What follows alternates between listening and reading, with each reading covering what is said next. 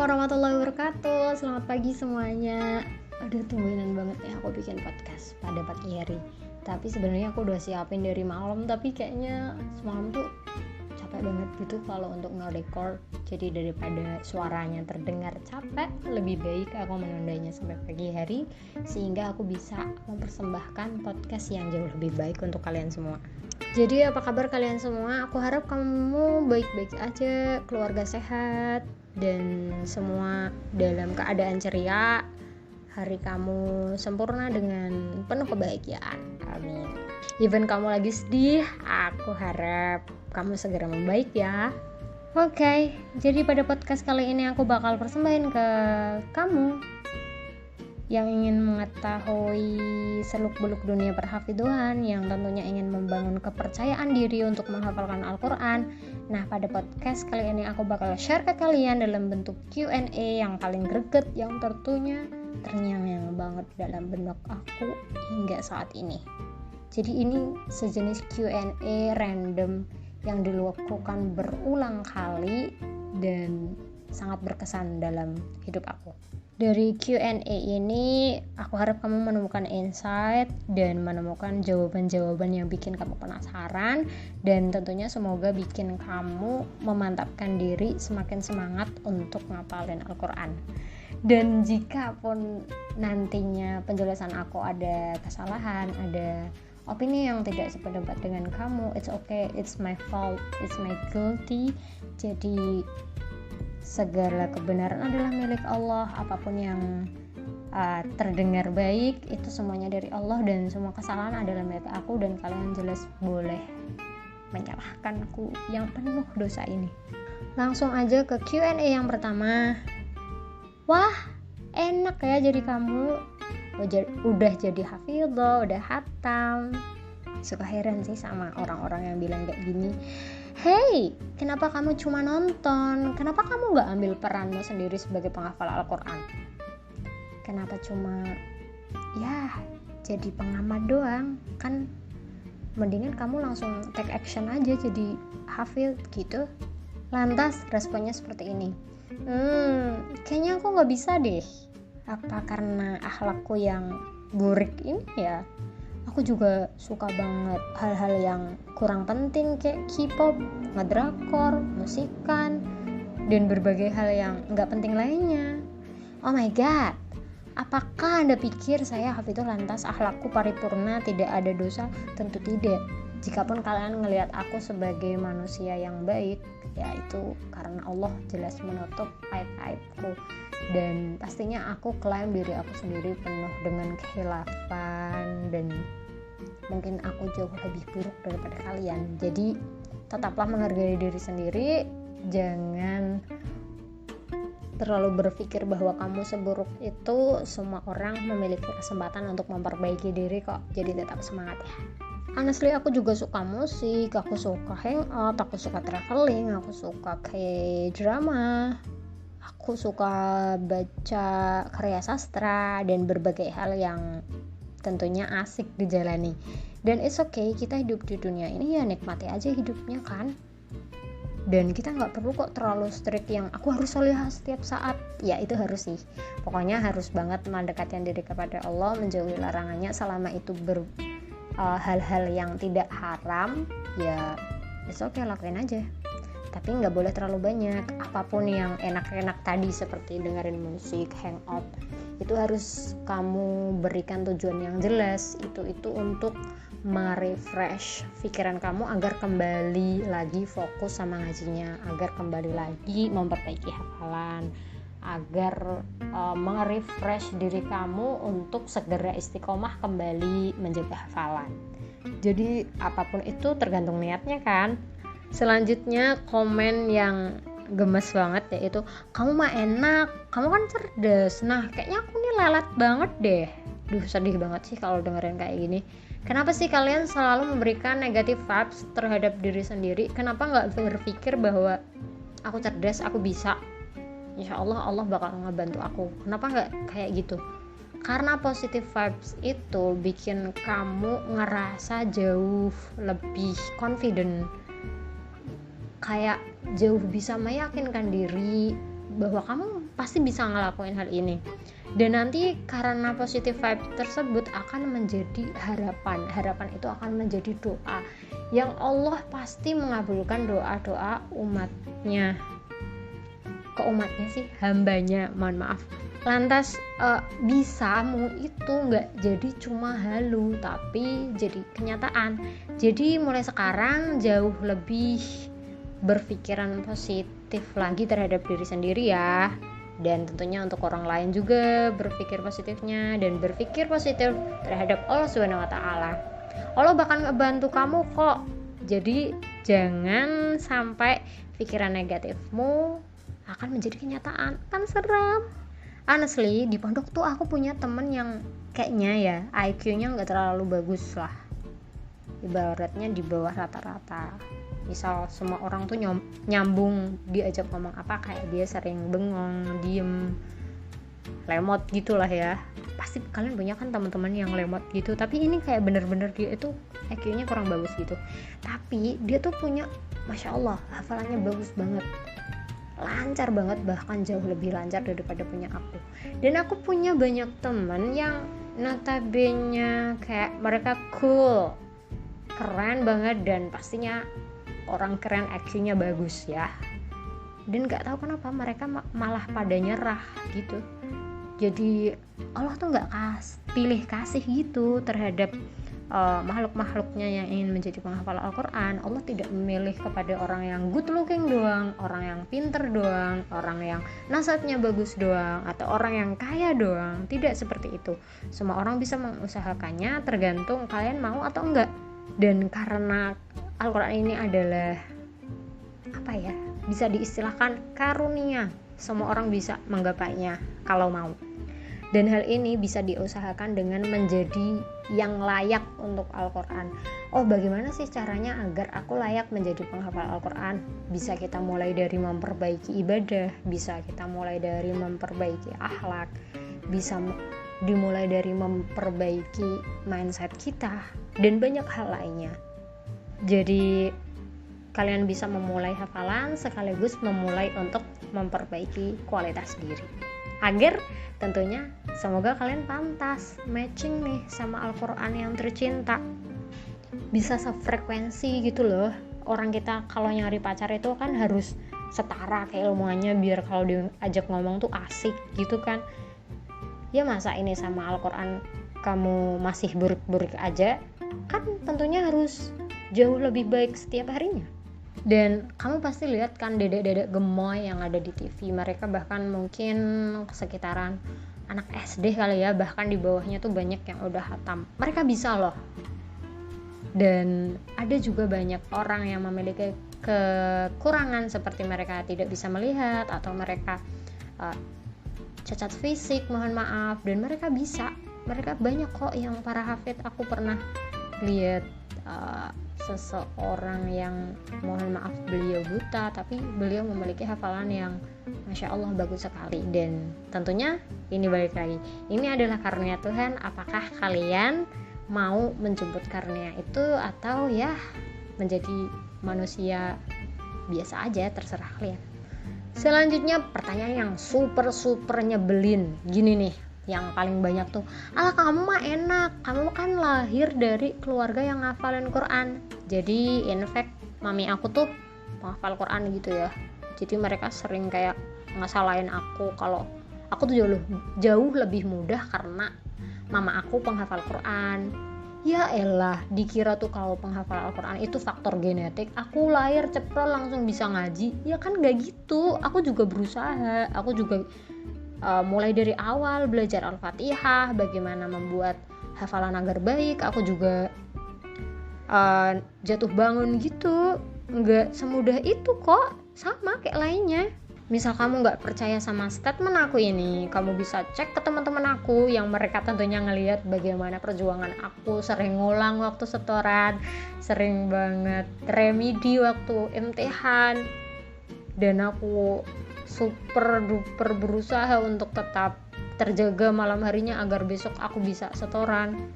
Dan aku ngerasa usahaku bener-bener maksimal kok, nggak seperti apa yang dikatakan orang bahwa jadi aku itu mudah. Enggak lah ya, enak aja kalian. Dan aku sebagai anak yang lahir dari keluarga hafidho ini justru memiliki overthinking yang menurut aku gimana ya, kayak sering dibandingin gitu loh. Misal ngaji ibu aku jauh lebih baik, pasti dikatain juga, kenapa nggak sebaik ibunya, seperti itu. Jadi malah ada comparison terhadap ibu dan anak, dan itu tuh nggak enak banget. Dan bayangin aja kalau aku itu gagal, pastinya aku bakal kena beban mental yang luar biasa, bisa masuk rumah sakit jiwa aku lah. Nah, selayaknya manusia itu sawang sinawang ya. Justru aku melihat ketika kamu adalah orang pertama yang sebagai penghafal Quran, kamu gak akan dibandingin kayak aku. Seluruh support, cinta akan tercurah untuk kamu.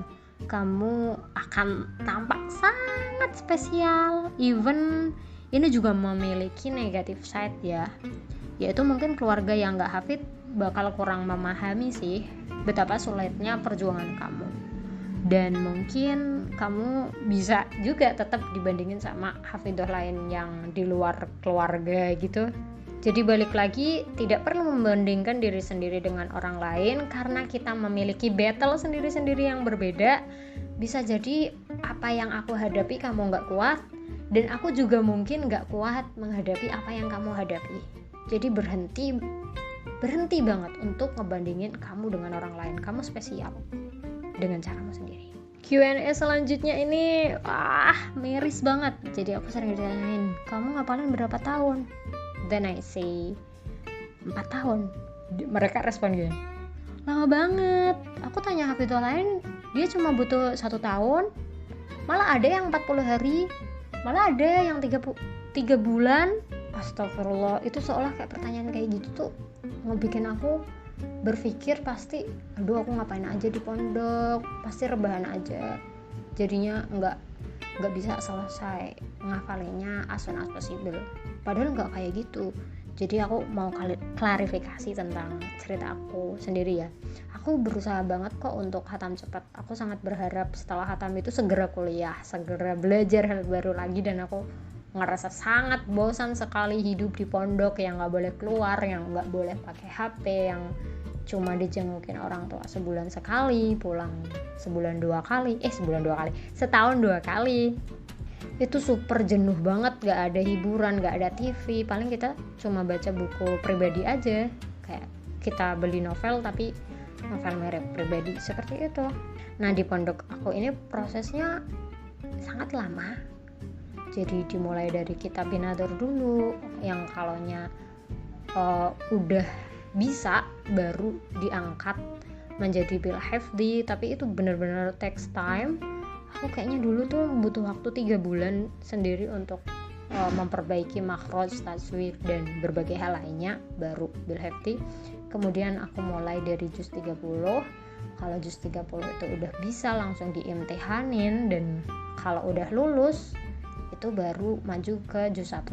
Nah, proses imtihan itu sangat nyebelin banget, karena aku harus antri dengan ratusan santri lainnya yang wallahu a'lam kapan waktu ke tes. Itu tuh bakal kayak nunggu doang bisa sampai 3 bulan, setengah tahun kayak gitu.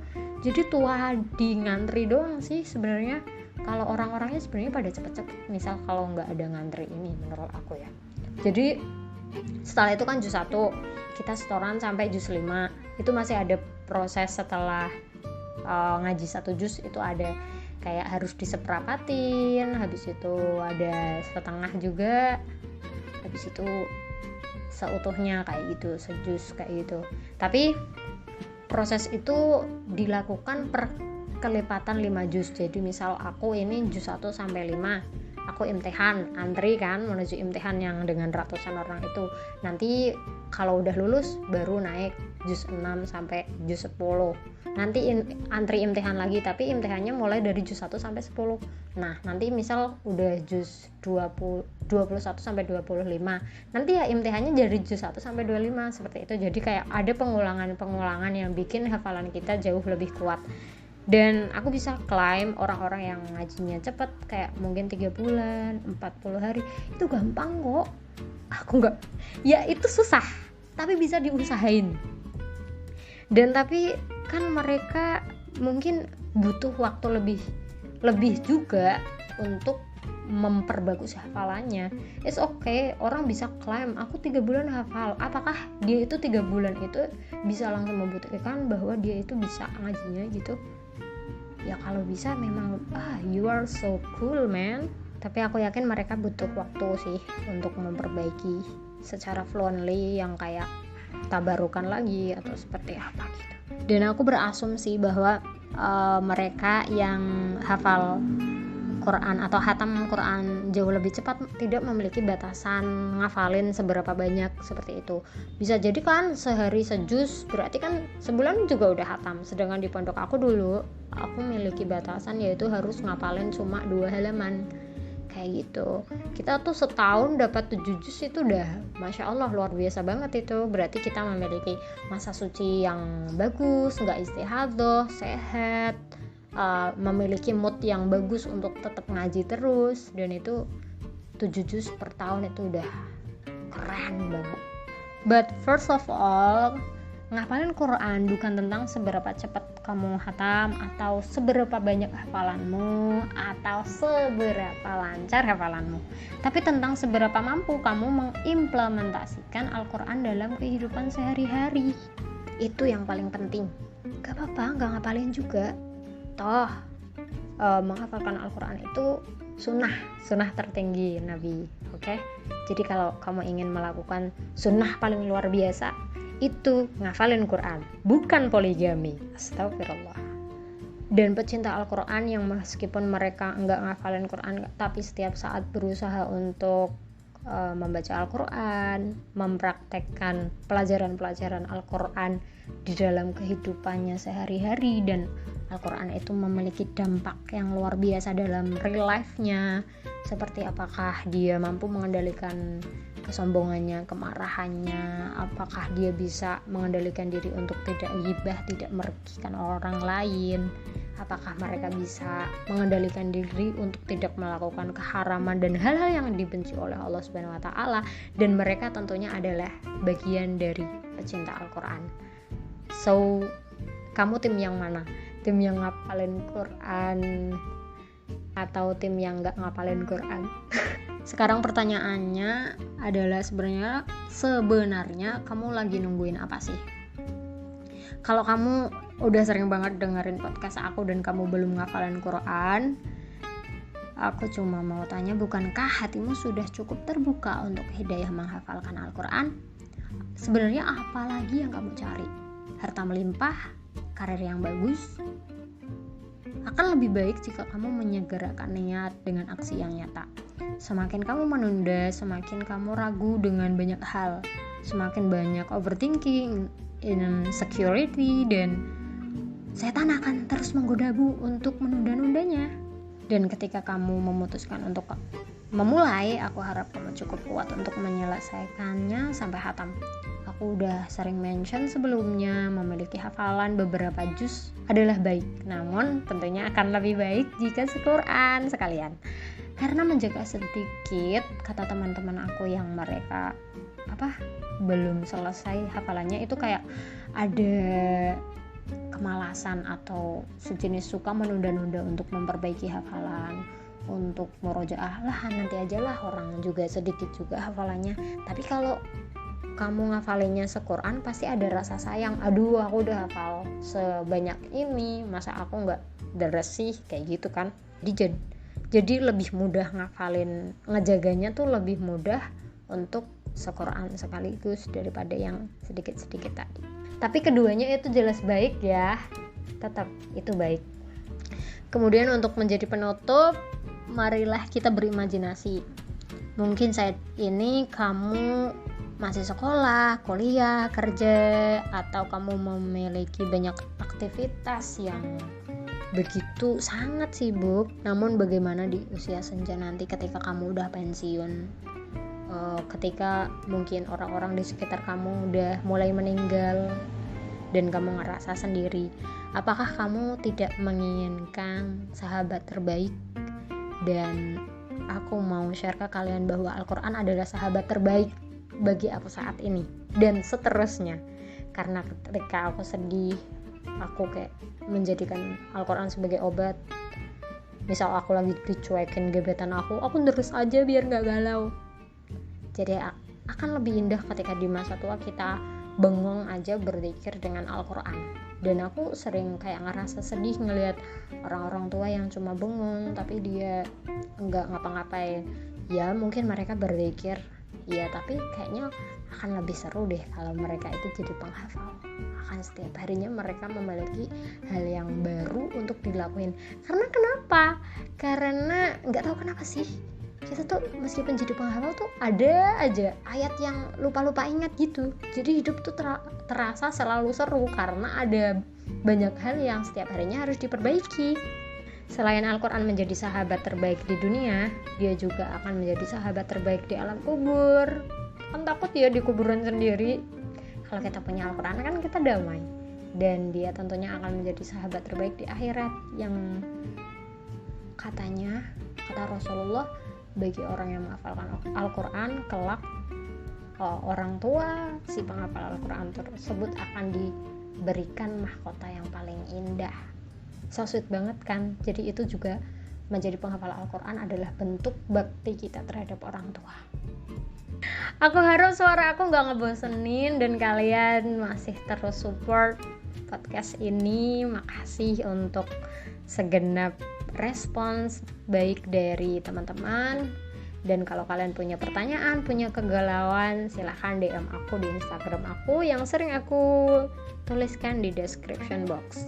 Semoga harimu selalu ceria. Dari aku Dina Fitria, Hafidhah Live Podcast. Wassalamualaikum warahmatullahi wabarakatuh. See you on next podcast. Bye-bye.